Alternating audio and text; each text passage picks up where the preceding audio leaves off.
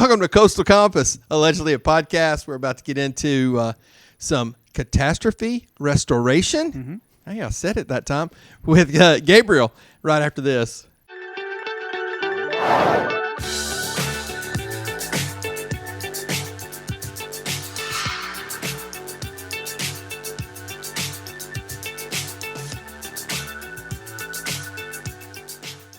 All right, Gabe. Jason stumbled through that. Give us, before we get into that stuff, where are you from originally? Okay. How long do we have? Well, because, I mean, here's the thing. That's kind of one of those questions that originally, if we're going back to where I was born. Yeah, where you born at? It's the Dominican Republic. That's cool. Oh, yeah, that's cool. Right? All right. So, born there. Capital Born City. there. Now, you're living here. Right. How'd you get here? There was a boat. And This way's going to go all night. Yeah, I know, right? Shit. It's no. I mean, so obviously you lived in Louisiana because there's a bit of smart ass in there. So I know that much. That's that Creole we were talking about before. Right. So no, I mean, I came to the United States when I was 7 years old. So we came into Florida, grew up in North Florida, around the Tallahassee area. I came to the state of Alabama in 2002. All right. I went to school at South, fell in love with the area. Makes sense. I mean, it's a cool area. It is. It reminded me a lot of where I grew up in North Florida, just a little bit closer to the water. Spent plenty of times around Panama City Beach and all that kind of stuff. So there's a lot of similarities. And right now you live in Daphne. Mm-hmm. Okay. Kids? I am engaged. Yep. And she came with two beautiful kids that Okay. I do kind of, look as my own now. But as far as did I bring any kids to the equation? No. Give me an idea of what a family of four, how old are the kids? We've got a 14-year-old and a 7-year-old. All right, where do you go to have fun with all of them? What are y'all doing on a Friday night or a Saturday night? What's happening? Chuck E. Cheese. No, Chuck E. Cheese. You know what? I've never been to a Chuck E. Cheese. Yeah. Really? Right? Come on. You're not There's missing something- anything except for there- getting in a fight. Right. It's come a lot more violent now. Yeah, it's real Yeah. spicy nowadays. Those tokens are worth a lot more than I knew they were when I was a kid. No, we've got one of these monthly subscriptions to the Bounce Park over there in the Spanish Fort Shopping Center. Oh yeah. What is that called? Trampoline park. Trampoline Park. I had no idea about that. Something air. Yeah. It's really cool though. Vertical air or even something like there's that. even trampolines on the walls. Yeah. Oh, wow. Yeah. There's all kinds of like the entire place is just massive trampoline. There's got the biggest ball pit you've ever seen in your life with all kinds of obstacles. There's Got one the dodgeball thing. The dodgeball. That's the last place you can still be a kid like we were when we were Right? kids. They were whizzing those things at each other. So the thing about So it is there an age limit that you got to be able to play dodgeball? No, absolutely Just not. go grab you a slice of pizza from the canteen Yeah. and then sit down and watch Yeah. them just nail each other. I really think it's the only place where you can nail a 7-year-old in the face with a dodgeball and be okay with it because that's what you do in there. Yeah, I mean, It is that awesome. 7-year-old's That's in there, interesting. dude. Yeah, yeah. The only other good thing is when the dads start trying to do the tricks. Yes. Oh no. Yes. You're breaking something, dude. Hang it up. Right. They go back to their glory days, and those are long gone. They're like, no, you can't do that anymore. So, but aside from that, we kind of like to do things outdoors from time to time, and this is just a perfect area for that. There's so many different places you can go to, and it's absolutely free, and just kind of walk trails and venture off into unknown parts of the woods that we've never been into. And Do y'all head down to Gulf Shores? we do the beaches, Okay. of course, yes. Definitely Gulf Shores, Yes. beaches, and also the nature trails that are around there. Right, absolutely. What about the restaurant? That's your favorite at Gulf Shores? Oh, Gulf Shores Restaurant? Or just any or any restaurant. restaurant. We've got one kid that pretty much just eats anything, and then the other one's kind of picky. So we've kind of found that the perfect place is just a Mexican restaurant. We like to go to El Rancho, which is, they call it Mexican on the Hill in Daphne. So we'll go to that one quite a bit with kids. El Rancho's been there forever. I know. Yeah. I mean, I was here in '95, and I think it was there. Yeah. Well, it's the same owners as the one in Spanish Fort or in Malbus. Yeah. And in the Agave. Now, these people around here thought Ben's Jr. was good barbecue for a while. Right. Now it's spectacular. Have you been there? I haven't yet, because every I time have. I go by, there's freaking line around the corner. Oh, yeah. dude. That line goes very quickly. Just anybody who's watching this, All right, Yeah. there you go. that line goes quick. They still don't have a feel- liquor license. Okay. No, not yet. Not yet. Are they going to get one? I'm sure they are. I don't know why they wouldn't. But I got the burger, fantastic.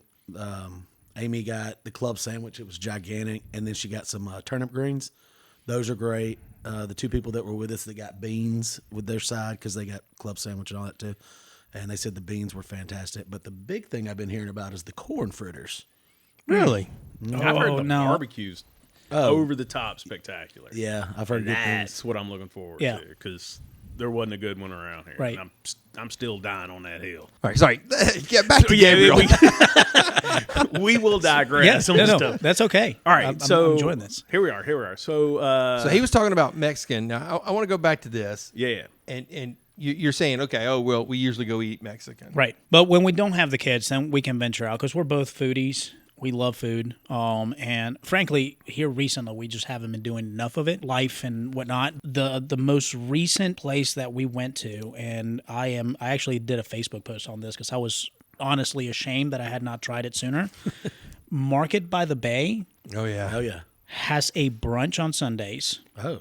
It is phenomenal. All right, here we go. Phenomenal. I mean, I've got the Nola barbecue shrimp that comes on like this bed of fried green tomatoes, and it was just out of this world.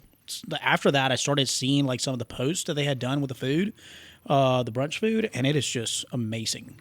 Well, that's Yeah. the same group that owns Mancy's as well. That one's Mancy's. Yep. That makes sense. Shout out to them. They let us film something that They did that we never got to edit. that we It screwed really, up. the sound was not there. Yeah, there was just too much going on. But Well, that's my fault because I wasn't there. there you go. Tell us what you do.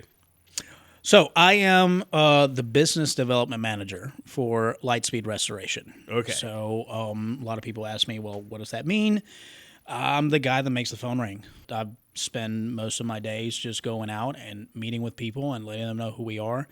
We are, as you mentioned, we're in the catastrophe industry, so it's not every day that this happens. Let me just say, catastrophe is not just a hurricane coming through here. We haven't had one of those in a while. Catastrophe could just be a personal incident where somebody's water heater just busted. That's catastrophic. Probably happening a lot here Right? in the last week. That's or two. exactly Yeah. right. Yeah. And so and then we get these little fluke storms that come through here, and random tornadoes hits one house in the middle of nowhere. Yep. That's a catastrophe for that individual. So when it comes to that, it's kind of being top of mind and letting people know that we're there, because nobody thinks about my kind of industry until it happens, and then All it's right, like, so, I guess know. that's the question. What does the public absolutely positively have to know about what you do? we deal with the restoration of a structure, whether it's a home or commercial property that All right. has been damaged due to a fire or water damage. Okay. We're going to get that building, that home, back to its original shape. You do commercial and residential. And residential, yes. All right. Y'all do mold remediation. So that's the other piece. So I mean, when you're dealing with fire damage, when you're dealing with water damage, there's other things that you inadvertently just have to do. Water. Our goal with a water damage situation is to avoid mold happening. But a lot of times it only takes less than 48 hours for that to set in. And so Well, some of us got AC systems that are old. right. So we deal with the remediation of mold. Now sometimes that doesn't happen because there's been a flood in the house. It just happens because, like you said, there may be some moisture levels that aren't being properly managed through the AC system. Hey, so hold on, I have a quick question. Yeah. Now, are y'all completely in house, or do y'all use subcontractors, or what? How does that work with y'all? We are mostly in-house. The remediation piece, that's all us. We do all of that. The restoration piece, that's where we work with other individuals to come in and rebuild the structure. So we get it set up and ready to go for that individual to come in and rebuild it. Right. How much do you see with the trim guy and what y'all do? How much do y'all see with houses that probably should be checked out? For mold, you're talking about? for mold. For mold? I mean, Anytime that we remove something and we see any kind of mold, or like we see, even if we don't see an active termite, if we see that there's been any damage, we at least let them know just in case, like, because 9 times out of 10 they probably already knew and it's just been taken care of. Because it's been a long time since I've been to a house that actually had like live termites. But as far as mold, we don't run into a lot of that. for mold and fungus to be an issue, you got to get it in the bloodstream more than anything. And now it can get in through the respiratory tract. It can. Aspergillus, the one that you said was like the least big, problem. That one killed 9 people in Birmingham. So it's 10 years ago. Right. So it's not necessarily that it's the least problem. It's the one. So there's strands of Aspergillium. Right. And so what happens is that this is the one that's most common in like the fruit that's rotting in your food bowl Well, it's in the a kitchen. common soap dish bacteria. Yeah, it's very common. So Or not bacteria. It's a mold. So when it comes to like the ones that can really hurt you, that one is one that typically isn't the one. But like you said, Well, that one, the cause the of only 9 reason, deaths in Birmingham. but that one's got to get into the blood supply. Yeah. All right. So that one's a little different. Right. Once that's in, you can't really get that one out. You're going to live with that for the rest of your life because there's just nothing to kill it. I mean, what do we need to be looking And at? have you seen that here? So yeah, no, I mean, yeah. here's so one of the ones you're talking about is the common, black mold that people can get really sick with. The thing about is that it's super common. It's all around us. It's floating around. Spores are everywhere. They're not very visible, and so technically we're ingesting them through our breathing, Right, but on a regular basis. Those of us with normal, healthy immune systems are able to fight them off. Right. The ones that are floating around, majority of us are not having problems with it. Sure. But it's the other folks. Well, it's the concentrated levels of this stuff, right? And when we do mold testing, right? And when we do mold testing, we take 2 air samples. We take an air sample on the outside of the home, and then we take an air sample inside the home. What that does is it gives us an idea of what a standard, right? Yeah. An idea of what is naturally growing on outside, and the levels at which those are. And then as a comparison to what's on the inside and at the levels at which those are. The concentration of the stuff is really where, the concern comes in, Yeah. If it's lower levels, you're fine. But if it's higher levels, What's that's the odds when of you getting hit by a meteorite? right. And so What's the odds of someone sneezing on you in January? right.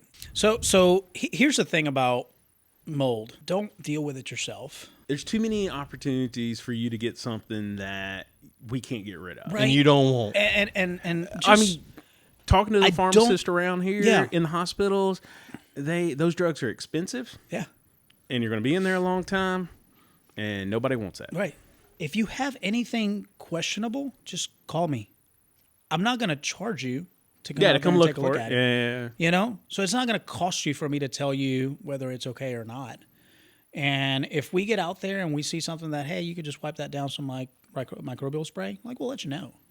So you're not coming in the hazmat suit. No. All right. No, not unless it's absolutely necessary. Now, if you told me that you've already had a test done and you've got one of these, we're coming in with with protection, Hazmat. And you're going to hazmat. wrap the house. And exactly, I'm going to tell you to get out, But give me a call, my personal cell phone. That way, you get me directly. It's 251-589-1798. Gabriel Puello, Lightspeed Restoration, 251-589-1798. One of the questions I asked Gabriel to have prepared is a great story about when he went out sometime or a funny story about being out. Right. So, were you able to come up with one? I did. And we did talk Now, this about is going one out off as camera. in We're not talking partying about going that out, one. or Yeah. Other than the one he told earlier that we can't put on the air. Yeah, we're not Oh talking man, about I missed that. the one we can't put on the air. We'll talk about it later. But the one I can talk about, it actually happened in New Orleans. right? So a buddy of mine, he was kind of down and out there several You're times. starting to hang out with the Metairie people because Of my fiance, who is actually from Marrero. So you're yeah. you're trying to marry into being cool. Yes. Got it. Yes. Yes. I'm working on it. I'm a few steps. I'm 75% of the way there. Yeah. You're going through the conversion process right now. Right. I'm taking this buddy away from this, horrible situation. And I said, hey, man, let's just go to New Orleans. Let's have some fun, right? And we're driving over there, and I've known this guy for a while, but we started talking about college and this and that and the other, and he ended up being the mascot for Faulkner. How did that happen? And he said, well, when I auditioned, I was literally the only guy that could cut a backflip.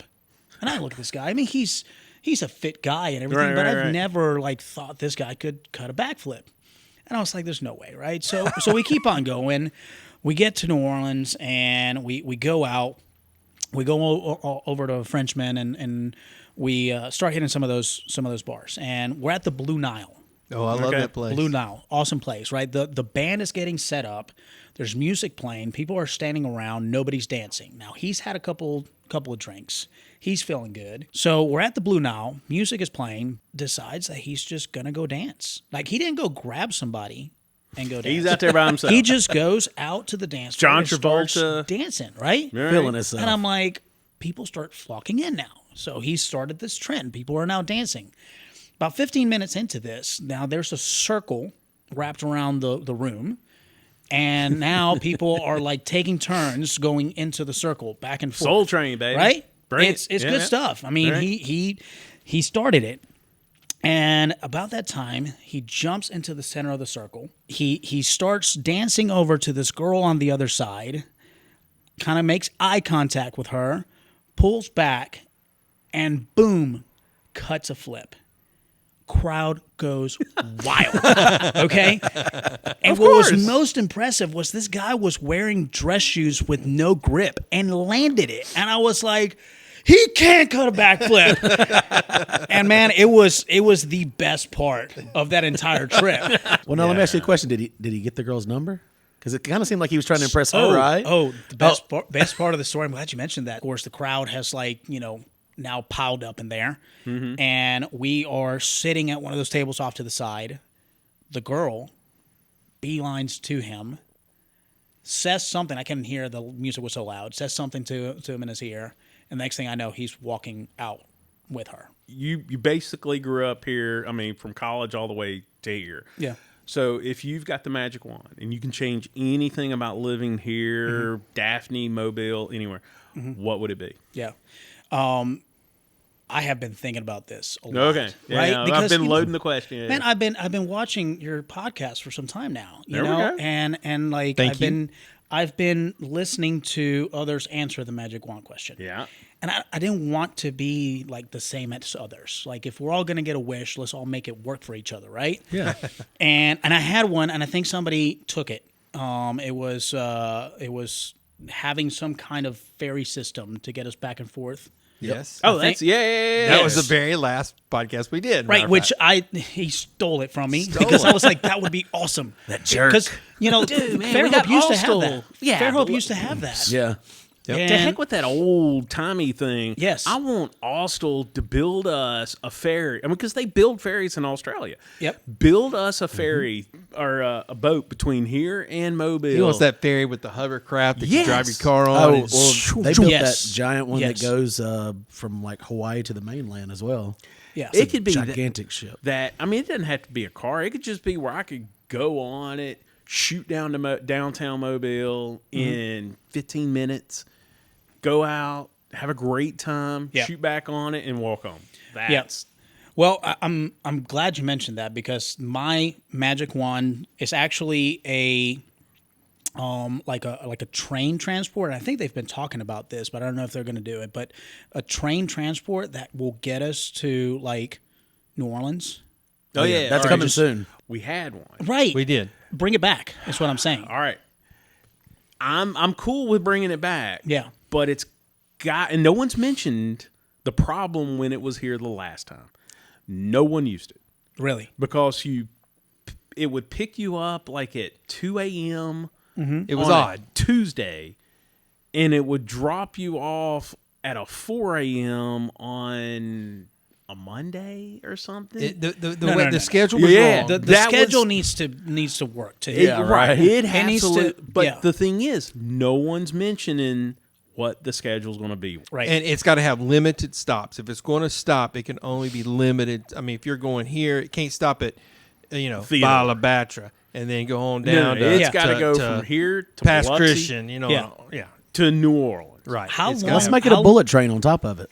How and you're saying have a schedule that works for everybody, and then Yeah, I mean, I think there's got to be like a couple of schedules. I think there's got to be a schedule for like the week where people need to go there for maybe business or things of that nature. Saints games, things of that nature. But then have a normal schedule for people that want to go there on the weekends. Gabriel, thank you so much for coming in. I appreciate it. Thank you for and having me. your All right, information's real in the quick, description. Yes, I do sorry. want to say one thing. All right.